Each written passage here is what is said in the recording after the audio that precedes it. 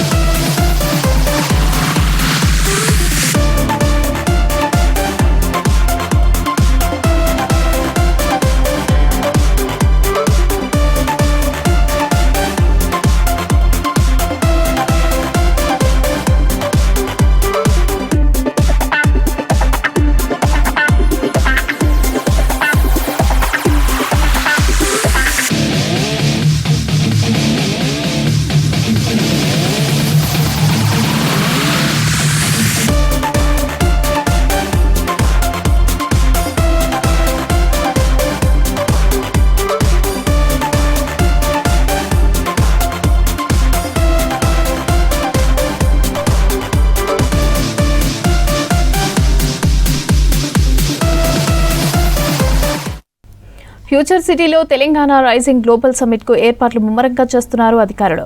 రంగారెడ్డి జిల్లా కందుకూరు మండలం మీర్ఖాన్పేటలోని ఫ్యూచర్ సిటీలో 100 ఎకరాల్లో సదస్సు నిర్వహించనున్నారు. ఇక హెలికాప్టర్ నుంచి ఎయిర్వెల్ వ్యూ చేశారు CM Revanth Reddy.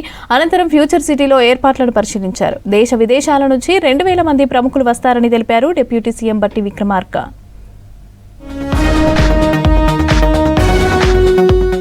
Telangana rising global summit agenda ఖరారైంది. సోమ మంగళవారాల్లో ఫ్యూచర్ సిటీ వేదికగా ఈ సమ్మిట్ జరగనుంది.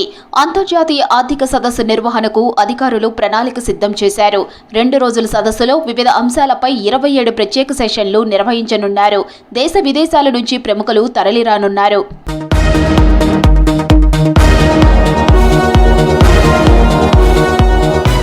తెలంగాణ రైజింగ్ గ్లోబల్ సమ్మిట్ కు గవర్నర్ జిష్ణుదేవ్ను ఆహ్వానించారు డిప్యూటీ సీఎం భట్టి విక్రమార్క, మంత్రి శ్రీధర్ బాబు. లోక్ భవన్ లోని ఆయన నివాసంలో భేటీ అయ్యారు.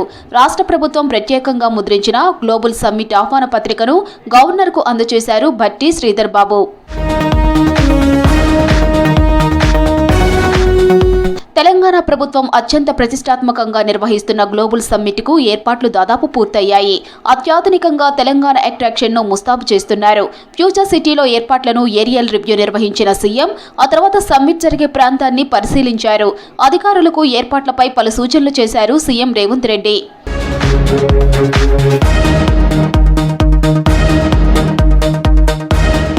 గ్లోబల్ సమ్మిట్ ను గవర్నర్ జిష్ణుదేవ్ వర్మ ప్రారంభిస్తారన్నారు డిప్యూటీ సీఎం భట్టి. ఈ నెల 8వ తేదీన మధ్యాహ్నం 1 గంటకు ప్రారంభమై 9వ తేదీ సాయంత్రం 6 గంటలకు సమ్మిట్ ముగుస్తుందన్నారు. తొలి రోజు మధ్యాహ్నం 2 గంటల 30 నిమిషాలకు సీఎం రేవంత్ రెడ్డి ప్రసంగం ఉంటుందన్నారు. హైదరాబాద్ ప్రజాభవన్లో global summit vision document minute to minute program ను ఆవిష్కరించారు. ఇండిగో సంక్షోభం ఉండటంతో గ్లోబల్ సమ్మిట్ కు వచ్చే అతిథుల కోసం ప్రత్యామ్నాయ ఏర్పాట్లు చేశామన్నారు భట్టి విక్రమార్క. ఈ సమ్మిట్ ద్వారా 2047 Telangana rising 2047 vision document release కార్యక్రమాన్ని చేయబోతా ఉన్నాం. మేము పెట్టుకున్నటువంటి ఈ లక్ష్యాన్ని సాధించడానికి చేయటానికి అవకాశం ఉన్నటువంటి మార్గాలను మాత్రమే దీంట్లో పొందుపరిచి ఈ విజన్ డాక్యుమెంట్ని ఆ రోజు రిలీజ్ చేయబోతా ఉన్నారు. ఈ కార్యక్రమం ఇనాగ్రేషన్ శ్రీ జిష్ణుదేవ్ వర్మ గారు, హానరబుల్ గవర్నర్ తెలంగాణ గారిచే ఈ కార్యక్రమం ఇనాగ్రేషన్ చేయబడుతుంది. ఆ తర్వాత keynote address by honourable chief minister Shri A Revanth Reddy గారు వారు ప్రసంగిస్తారు. ఒక డీటెయిల్డ్ కార్యక్రమం చాప్టర్స్ 2 రోజుల డీటెయిల్డ్ ప్రోగ్రామ్ని కూడా ఇందులో ఏర్పాటు చేయడం జరిగింది. 8, 9వ తేదీల్లో రంగారెడ్డి జిల్లా కందుకూరు మండలం మీర్ఖాన్పేటలోని ఫ్యూచర్ సిటీలో 100 ఎకరాల విస్తీర్ణంలో సదస్సు నిర్వహిస్తున్నారు. దేశ విదేశాల నుంచి దిగ్గజ పారిశ్రామికవేత్తలు, సినీ, క్రీడా ప్రముఖులు హాజరు కానుండటంతో అంతర్జాతీయ ప్రమాణాలతో వేదికలు సిద్ధమవుతున్నాయి. 9న సాయంత్రం తెలంగాణ రైజింగ్ గ్లోబల్ డాక్యుమెంట్ ఆవిష్కరించనున్నారు. 2047 నాటికి $3 ట్రిలియన్ వ్యవస్థగా తీర్చిదిద్దే రోడ్ మ్యాప్ను ప్రభుత్వం ప్రకటించనుంది. ఒలింపిక్ గోల్డ్ క్వెస్ట్ సెషన్లో పివి సింధు, అనిల్ కుంబ్లే, పుల్లెల గోపీచంద్, గగన్ నారంగ్, జ్వాలా గుత్తా పాల్గొననున్నారు. క్రియేటివ్ సెషన్లో రాజమౌళి, రితేష్ దేశ్ముఖ్, సుకుమార్, గురిత్ మోంగా, అనుపమా చోప్రా పాల్గొంటారు.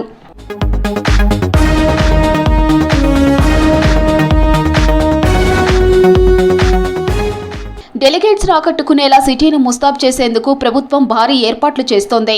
గ్రేటర్ హైదరాబాద్ పరిధిలోని ప్రముఖ ప్రదేశాలు, చెరువులు, రహదారులు, సమ్మిట్ వేదిక వద్ద అన్ని చోట్ల హైటెక్ ప్రొజెక్షన్లు, డిజిటల్ ప్రదర్శనలు, విజువల్ ఎఫెక్టులతో ప్రత్యేకంగా పండుగ వాతావరణం సృష్టిస్తున్నారు.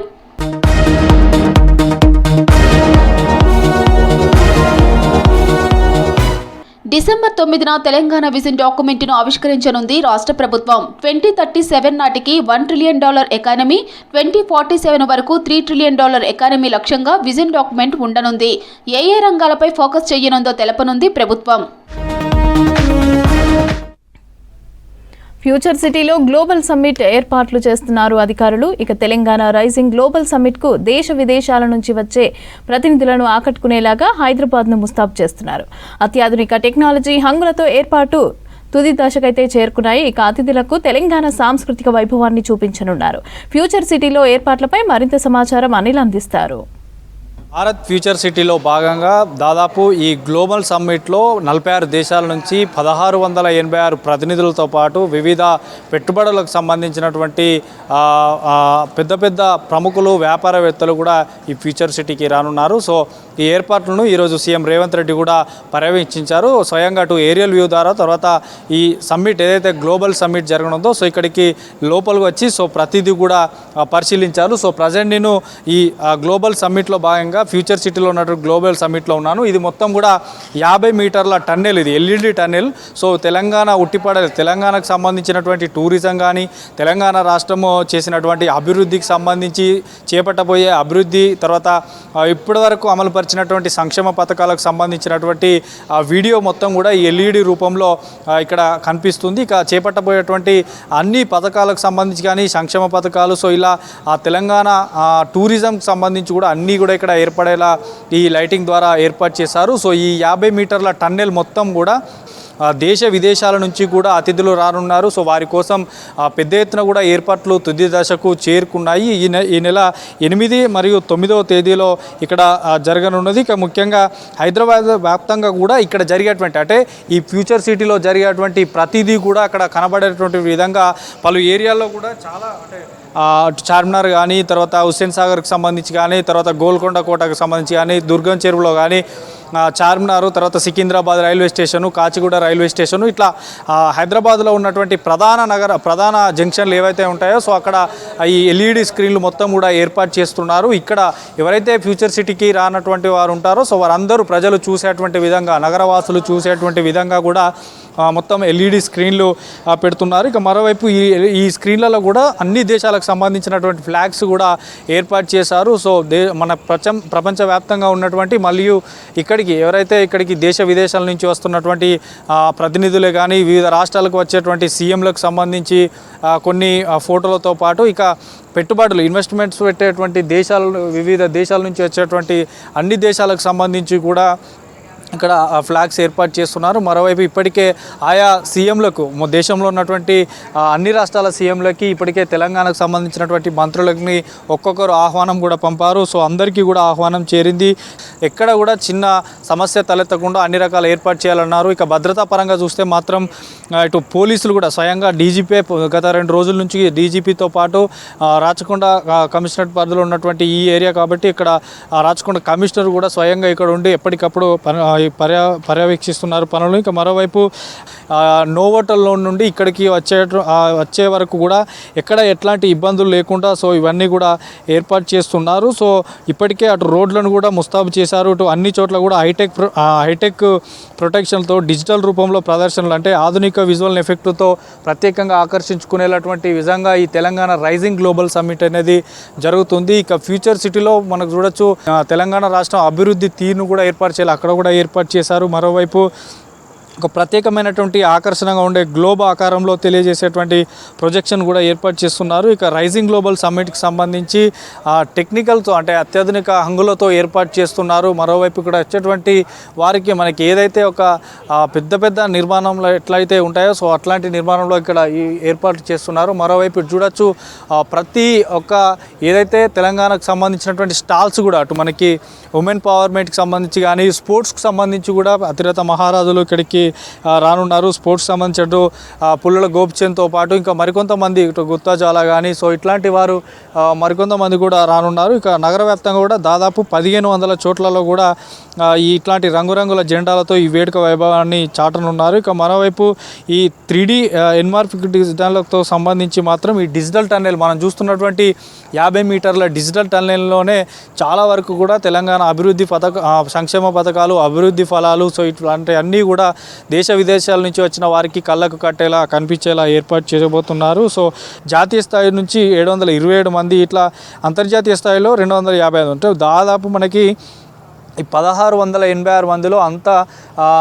పెద్ద వారే ఉన్నారు. తర్వాత అన్ని సెక్టార్లకు సంబంధించిన వారు ఉన్నారు. కాబట్టి 26 అంశాలపై కూడా చర్చాగోష్ఠి కూడా జరగనుంది. అంటే ఈ 26 అంశాలకు సంబంధించి కూడా ఏకకాలంలో 15 రంగాలకు సంబంధించినటువంటి దిశానిర్దేశం చేయనున్నారు. ఇందులో అటు ఇంధనంకి సంబంధించి కానీ, తర్వాత గ్రీన్ మొబిలిటీకి సంబంధించి కానీ, తర్వాత టెక్నాలజీకి సంబంధించి తెలంగాణ గ్లోబల్ ఎడ్యుకేషన్ హబ్గా మార్చే దిశగా, తర్వాత ఏరోస్పేస్ కానీ, డిఫెన్స్ కానీ, హెల్త్ టాలెంట్ మొబిలిటీకి సంబంధించి కానీ, తర్వాత గిగ్ ఎకనామిక్స్ సంబంధించి, ఒలింపిక్స్, సాంస్కృతిక, పర్యాటక, మూసీ పునరుద్ధరణ కానీ, ఈ భారత్ ఫ్యూచర్ సిటీ మొత్తం కూడా అగ్రికల్చర్కి సంబంధించి కానీ సో ఇట్లా అన్ని మనకి దక్షిణ కొరియా కానీ, ఆస్ట్రేలియా, కెనడా ఇట్లాంటి దేశాల నుంచి వ్యూహాత్మకమైనటువంటి సంబంధాలపై ప్రత్యేక చర్చ ఉంటుంది.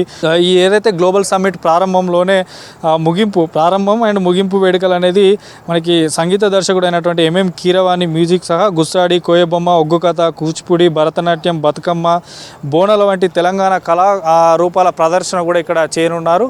సో మొత్తం కూడా అన్ని రకాల ఏర్పాట్లు ఎట్లాంటి ఇబ్బందులు లేకుండా, ఎలాంటి అవాంఛనీయ సంఘటనలు జరగకుండా పోలీసులు కూడా పూర్తిగా గ్లోబల్ సమ్మిట్ పరిసర ప్రాంతాలన్నీ కూడా వారి ఆధీనంలోకి తీసుకున్నారు. ఇక ఈ నెల 8, 9లో మాత్రం దాదాపు 46 దేశాల నుంచి వచ్చేటువంటి ప్రతినిధులకు సంబంధించి మాత్రం ఎలాంటి ఇబ్బందులు లేకుండా ఏర్పాట్లు కొనసాగుతున్నాయి. ఇక పూర్తిగా కూడా ఎల్ఈడి స్క్రీన్ ద్వారా ఇక్కడ జరగబోయేటువంటి విషయాన్ని కూడా నగరంలో చాలా చోట్ల ఎల్ఈడి స్క్రీన్లు పెట్టి ఇక్కడ జరిగే విషయాన్ని, ఇక్కడ జరిగేటువంటి ప్రతిదీ కూడా ఏర్పడే విధంగా అటు సిటీలో కూడా చాలా ఎల్ఈడి స్క్రీన్లు ఏర్పాటు చేశారు. సో మొత్తానికైతే ప్రతిష్టాత్మకమైనటువంటి తెలంగాణకు సంబంధించి అన్నీ తెలిపేటువంటి విధంగా అటు టూరిజంకి సంబంధించి కానీ, ప్రభుత్వం చేసేటువంటి పథకాలు, ప్రజెంట్ చేసిన పథకాలు, చేపట్టబోయే పథకాలు అన్నింటినీ కూడా వివరించేటువంటి విధంగా ఎల్ఈడి స్క్రీన్లు ఏర్పాటు చేశారనే చెప్పవచ్చు. జర్నలిస్ట్ హర్షతో Anil, V6 news, future city నుండి. ఓట్లను డబ్బు, మద్యానికి అమ్ముకోమని ఇంటి ముందు బోర్డులు పెట్టారు యాదాద్రి భువనగిరి జిల్లా బొమ్మల రామారం ఓటర్లు. గ్రామాభివృద్ధి చేసేవారికే తమ ఓటును వేస్తామని, నాయకులు ఇచ్చే డబ్బుకు కాదన్నారు ప్రజలు. యాదాద్రి భువనగిరి జిల్లాలో మొదటి విడత ఎన్నికలు జరిగే 6 మండలాల్లో ఓటు హక్కుపై అవగాహన కార్యక్రమాలు చేపట్టారు జిల్లా ఎన్నికల అధికారి కలెక్టర్ హనుమంతరావు. ఇక గ్రామాభివృద్ధి చేసే నాయకులను ఎన్నుకోవడానికే ఓటును ఉపయోగించుకుంటామని ప్రజలతో ప్రతిజ్ఞ చేయించారు ఎన్నికల అధికారి. లేదా ఎటువంటి మీరందరూ కలిస్తేనే గ్రామం, మీరందరూ కలిస్తేనే మండలం, మీరందరూ కలిస్తేనే జిల్లా. సో మీరు మహిళా సంఘాలు గట్టిగా అనుకుంటే అవుతుంది. ఏమనుకోవాలంటే ఓటును అమ్ముకోవద్దు, అదేంటి ఒక ఆశ. అది సో ఎవరైనా సరే ఆశ పెట్టి మన ఓటును కొంటున్నారంటే మీరు ఆలోచన చేయాలి. తర్వాత 5 సంవత్సరాల పాలన ఎట్లుంటుందో మీరు ఆలోచన చేయాలి. డబ్బుకో దేనికో ఇచ్చారనుకోండి, మీరు ఏం అడగగలుగుతారు ఆయన్ని?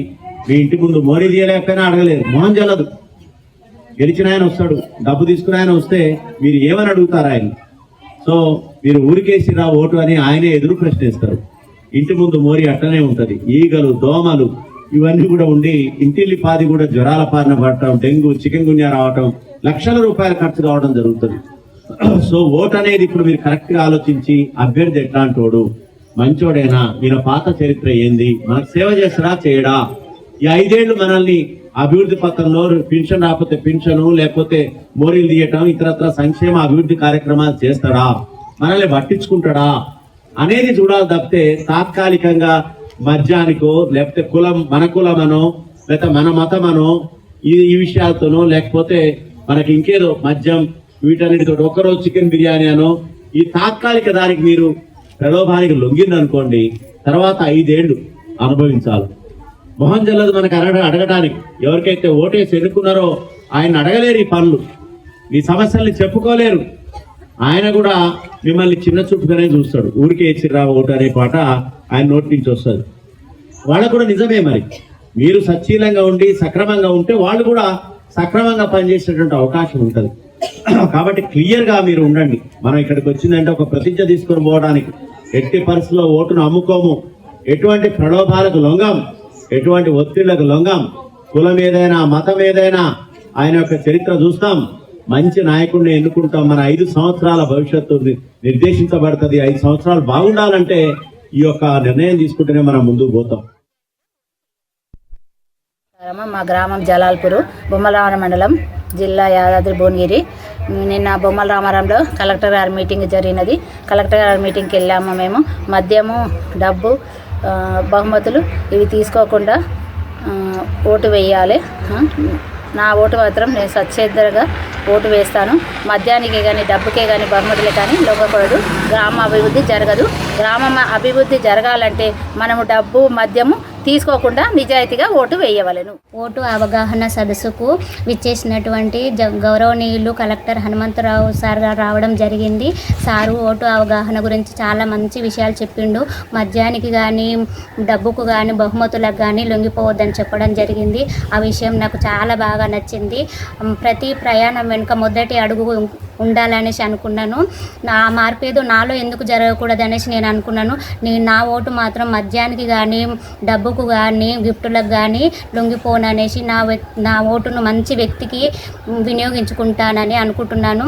ఈ విషయం గిన అందరిగిన ఇదే విషయము మంచి విషయాన్ని తెలుసుకుంటే బాగు.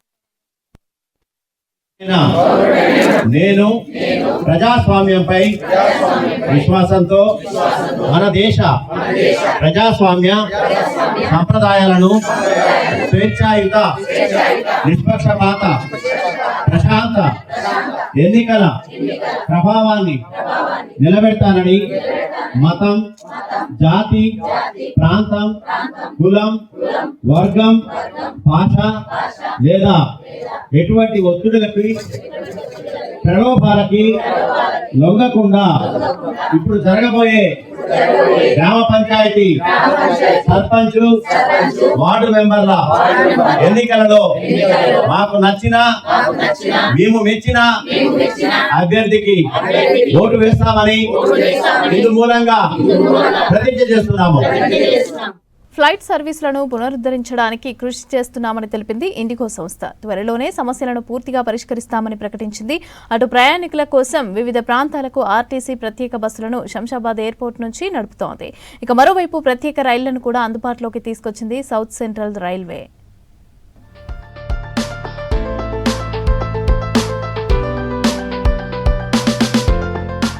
శంషాబాద్ ఎయిర్పోర్టులో ఇబ్బందులు పడుతున్న ప్రయాణికుల కోసం ముందుకొచ్చింది TGSRTC.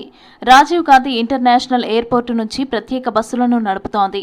ఎయిర్పోర్టులోని arrival ramp pillar number 8 దగ్గర నుంచి 2 స్లీపర్ బస్సులను ప్రయాణికుల కోసం అందుబాటులో ఉంచింది. ఒకటి చెన్నైకి, మరొకటి బెంగళూరుకు వెళ్లనున్నాయి. చెన్నైకి వెళ్లే ప్రయాణికులకు 2110 రూపాయలు, బెంగళూరుకు 1670 రూపాయల ధరను నిర్ణయించారు.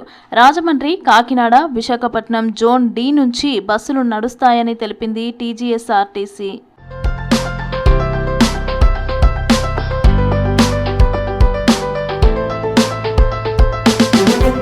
దేశంలోని ఎయిర్పోర్ట్లోని పరిస్థితికి కారణం అధికారం ఒకరిద్దరి చేతిలో కేంద్రీకృతం అవ్వడమేనని అన్నారు బీఆర్ఎస్ వర్కింగ్ ప్రెసిడెంట్ కేటీఆర్. పైలట్లను దోపిడీ చేయొద్దని కేంద్రం ఏడాది కింద చెప్పిందన్నారు. ఇండిగో సంస్థ ప్రత్యామ్నాయ ఏర్పాట్లు చేయలేదన్నారు కేటీఆర్. సంపద మొత్తం కొంతమంది చేతుల్లో ఉంటే ఇలానే అవుతుందన్నారు కేటీఆర్. పవర్ అంతా ఒకరిద్దరి చేతుల కేంద్రీకృతం అయితే ఏమవుతుందంటే దాని దుష్పరిణామాలకు ఇవాళ భారతదేశంలో ఏవియేషన్ రంగంలో జరుగుతున్నది ఒక ఉదాహరణ. మీకు సివిల్ ఏవియేషన్ మినిస్ట్రీ కొన్ని రూల్స్ పాస్ చేసింది. ఏమని? శ్రమ దోపిడీ చేయొద్దు, వారానికి ఒక పైలట్ అంటే ఆయన గింతనే నడపాలి, ఇంతకంటే ఎక్కువ నడపద్దు అని చెప్పి సంవత్సరం కింద రూల్స్ పాస్ చేసిండ్రు. సంవత్సరం కిందటనే వాళ్ళు కొన్ని డైరెక్షన్స్ ఇచ్చిండ్రు. DGCA, director general of civil aviation.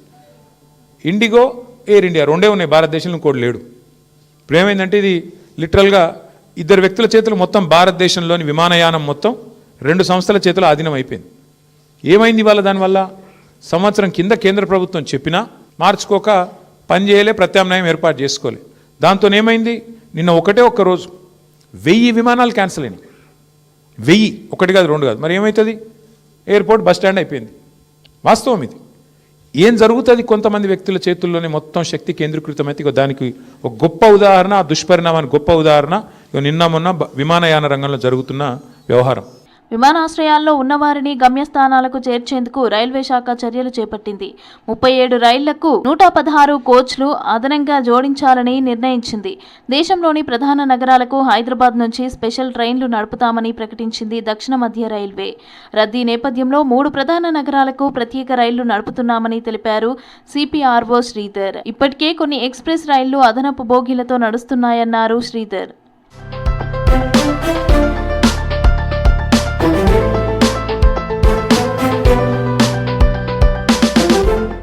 ప్రయాణికుల కోసం ప్రత్యామ్నాయం ఏర్పాట్లు చేస్తున్నారు అధికారులు. కేంద్ర ఆదేశాలతో ప్రయాణికులకు డబ్బును రీఫండ్ చేస్తున్నామని ప్రకటించింది ఇండిగో.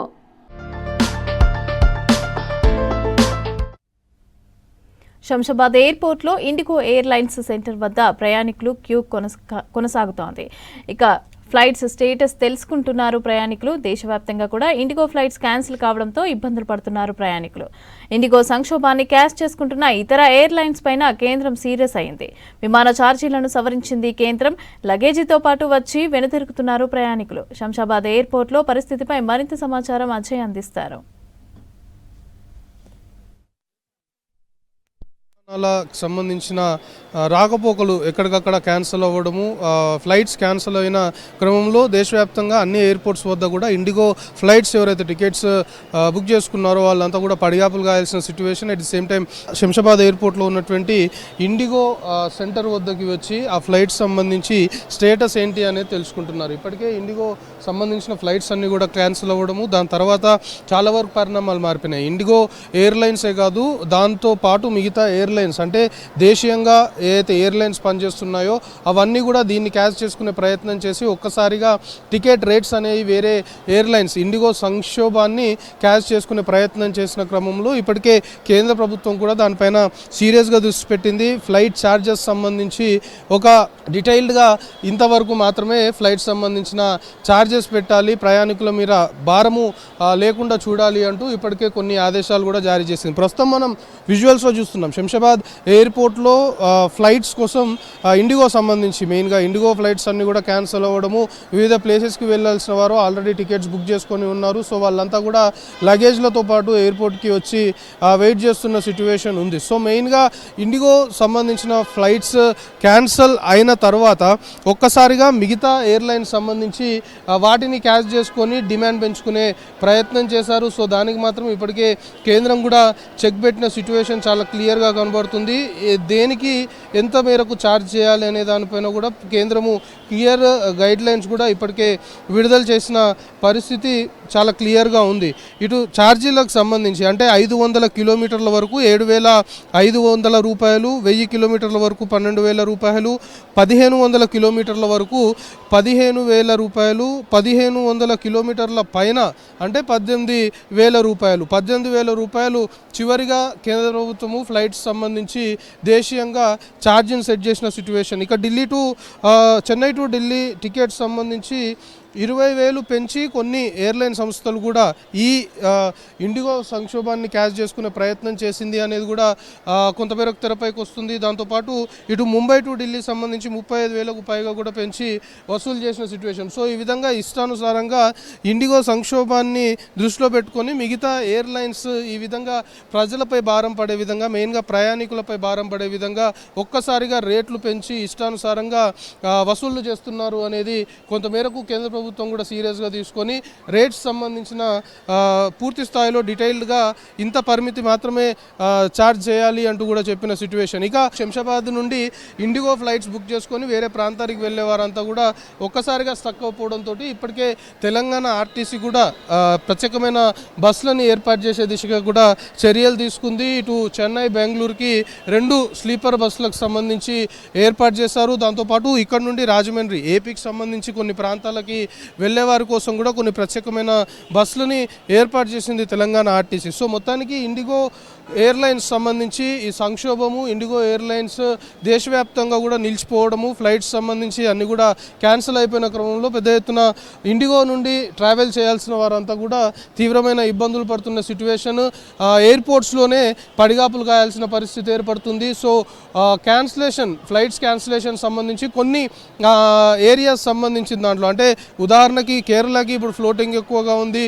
అయ్యప్ప స్వాములంతా కూడా కేరళ వెళ్ళాల్సి ఉంటుంది. సో ఆ ఏరియాకి సంబంధించి కొంతమేరకు ఆన్లైన్లో కూడా ఆ ఫ్లైట్ సంబంధించిన డీటెయిల్స్, అంటే కరెంట్ స్టేటస్ ఏంటి అనేది సరిగ్గా చూపించట్లేరు అనే అభియోగాలు ఉన్నాయి. సో అందుకే చాలామంది నేరుగా ఎయిర్పోర్ట్కి వచ్చి ఇండిగో సెంటర్ ఏదైతే ఎయిర్పోర్ట్లో ఉందో ఇక్కడ వాళ్ళ టికెట్స్ సంబంధించి స్టేటస్ ఏంటి అనేది కనుక్కొని చాలా వరకు తిరిగి వెళ్తున్న సిచ్యువేషన్. లగేజ్తో పాటు ట్రావెల్ చేద్దాము, వాళ్ళు అనుకున్న టైంకి అనుకున్న విధంగా ఫ్లైట్ ఎక్కుదాము అనుకొని ఎయిర్పోర్ట్కి వచ్చేసరికి ఇక్కడ ఫ్లైట్స్ అందుబాటులో ఉండకపోవడము, ఇండిగోకి సంబంధించిన సంక్షోభము, ఫ్లైట్స్ అన్నీ కూడా క్యాన్సిల్ అయిన క్రమంలో చాలామంది టికెట్ క్యాన్సిల్ చేసుకొని వెనుదిరుగుతున్న సిచ్యువేషన్ ఉంది. సో ప్రస్తుతం శంషాబాద్ ఎయిర్పోర్ట్లో చాలామంది శంషాబాద్ నుండి ఇతర ప్రాంతాలకి ఇండిగో ఎయిర్లైన్స్ ద్వారా వెళ్ళేవారు మాత్రము శంషాబాద్ ఎయిర్పోర్ట్కి వచ్చిన తర్వాత ఇక్కడ కొంతమంది వెయిట్ చేస్తున్నారు, పడిగాపులుగా వస్తున్నారు, మరి కొంతమంది మాత్రము తిరిగి ఇళ్లలోకి వెళ్ళిపోతున్న సిచ్యువేషన్ ఉంది. ఇండిగో ఎయిర్లైన్స్ సంబంధించి ఆ సంక్షోభము, ఫ్లైట్స్ సంబంధించిన క్యాన్సిలేషన్ కొనసాగుతుంది కాబట్టి చాలామంది ప్రయాణికులు ఎయిర్పోర్ట్లలోనే ఇబ్బందులు పడుతున్న పరిస్థితి ఇంకా కంటిన్యూ అవుతుంది. కెమెరా పర్సన్ ప్రశాంత్తో కలిసి Ajay V6 news, Shamshabad airport. హైదరాబాద్లో హోంగార్డుల రైజింగ్ డేను ఘనంగా నిర్వహించారు పోలీసులు. హోంగార్డుల సంక్షేమానికి కట్టుబడి ఉన్నామని తెలిపారు డీజీపీ శివధర్ రెడ్డి. ఇక డ్యూటీలో మృతి చెందిన హోంగార్డుల కుటుంబ సభ్యులకు ఎక్స్గ్రేషియా ఇచ్చారు. హైదరాబాద్ సిపి సజ్జనార్ పలు విభాగాల్లో ఉత్తమ ప్రదర్శన చేసిన హోంగార్డులకు ప్రశంసా పత్రాలు అందించారు. శాంతి భద్రతలను కాపాడటానికి క్షేత్రస్థాయిలో హోంగార్డులు పనిచేస్తారని అభినందించారు పోలీసులు ఉన్నతాధికారులు.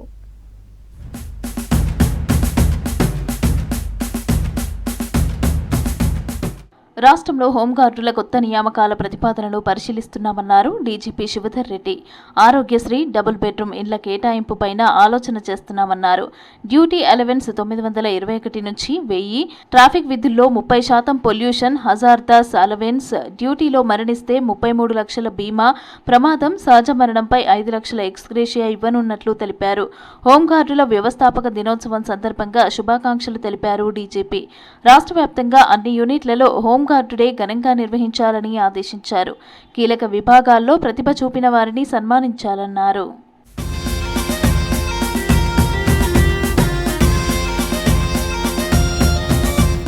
హోంగార్డుల కోసం హైదరాబాద్ సిటీ పోలీస్ కోఆపరేటివ్ సొసైటీని ఏర్పాటు చేస్తున్నామన్నారు హైదరాబాద్ సిపి సజ్జనార్. ఇప్పటికే ఇందులో 2000 మంది చేరారని, మిగతా వారు కూడా చేరాలని కోరారు.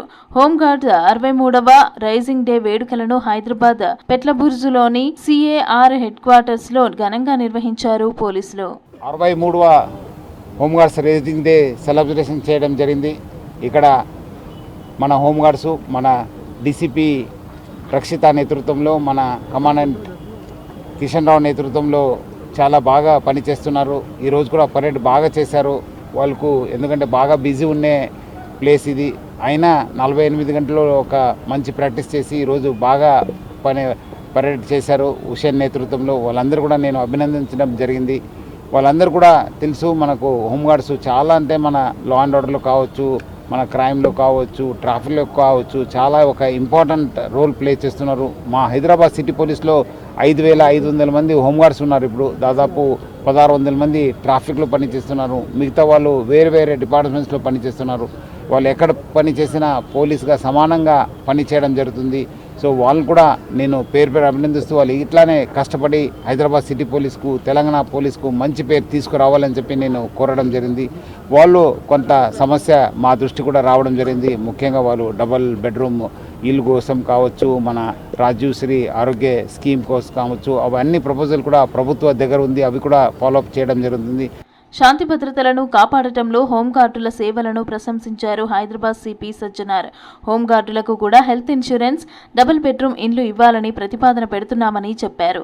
త్వరలోనే హోంగార్డుల సమస్యలు పరిష్కరిస్తామన్నారు. సిటీ భద్రతా దృష్ట్యా రాత్రి టైంలో ఆపరేషన్ కవచ్ నిర్వహించామని తెలిపారు. ఈ ఆపరేషన్లో 5,000 మంది పోలీసులు పాల్గొన్నారని, 1,500 బండ్లు సీజ్ చేశామన్నారు సిపి సజ్జనార్. రోజు మన వాళ్ళు చాలా మంది హోంగార్డ్ చనిపోవడం వల్ల, ఏజ్ కావడం వల్ల, రిటైర్ కావడం వల్ల కూడా వేకెన్సీస్ ఏర్పాటు కావడం జరిగింది. ఆ వేకెన్సీస్ కూడా ఫిలప్ చేయడానికి కూడా ఆ ప్రపోజల్ కూడా గవర్నమెంట్ దగ్గర ఉంది. హెచ్డిఎఫ్సి యాక్సిస్ బ్యాంక్తోని మనము కోఆర్డినేట్ చేసి, తెలంగాణ మన అడిషనల్ డీజీ హోంగార్డ్స్ గారు కోఆర్డినేట్ చేసి వాళ్ళు కూడా హెల్త్ ఇన్సూరెన్స్ ప్లస్ మనకు యాక్సిడెంట్ ఇన్సూరెన్స్ కోసం కూడా మనము వాళ్ళకు చెప్పడం జరిగింది. కొంత కండిషన్స్ ఫాలో చేస్తే వాళ్ళందరూ కూడా ఇలాంటి సందర్భం కూడా వాళ్ళకు బెనిఫిట్స్ అయ్యే అవకాశం ఉంది. మా వంతు కూడా ఇక్కడ ఒక హైదరాబాద్ సిటీ పోలీసులు కూడా ఒక కోఆపరేటివ్ సొసైటీని స్టార్ట్ చేయబోతున్నాం. సో దాని కూడా దాదాపు అందరు కూడా బాగా లాభం అవుతుంది. ఇప్పుడే ఆల్మోస్ట్ 2,000 మంది నమోదు కావడం జరిగింది. ఇంకా మిగిలిన వాళ్ళు కూడా నమోదు కావాలని చెప్పి నేను కోరడం జరిగింది. మా వైపు నుంచి కూడా ఇంకా జరగబోయే కార్యక్రమాలు కూడా హోంగార్డ్స్ కూడా ఒక మన భాగంగా మనము తీసుకొని వాళ్ళు కూడా అన్ని వెల్ఫేర్ స్కీమ్స్ కూడా వాళ్ళు కూడా ఎక్స్టెండ్ చేయడానికి హైదరాబాద్ సిటీ పోలీస్ కృషి చేస్తుంది. విధి నిర్వహణలో మరణించిన 18 మంది హోంగార్డుల కుటుంబాలకు ఎక్స్గ్రేషియా చెక్కులు అందించారు సిపి సజ్జనార్. 8 కంటింజెంట్లో ప్రతిభ కనబరిచిన 25 మంది హోంగార్డులకు ప్రశంసా పత్రాలు అందించారు సిపి. వికారాబాద్ జిల్లా Parigi irrigation deputy executive engineer కృష్ణారెడ్డిపై సస్పెన్షన్ వేటు వేశారు కలెక్టర్ ప్రతీక్ జైన్. గ్రామ పంచాయతీ ఎన్నికల విధుల పట్ల నిర్లక్ష్యం వహించడంతో సస్పెండ్ చేశారు. పంచాయతీ ఎన్నికల్లో భాగంగా పరిగి ఆర్ఓ స్టేజ్ 1 సెంటర్లో విధులకు హాజరు కాలేదు కృష్ణారెడ్డి. ఇక దీంతో చర్యలు తీసుకున్నారు కలెక్టర్.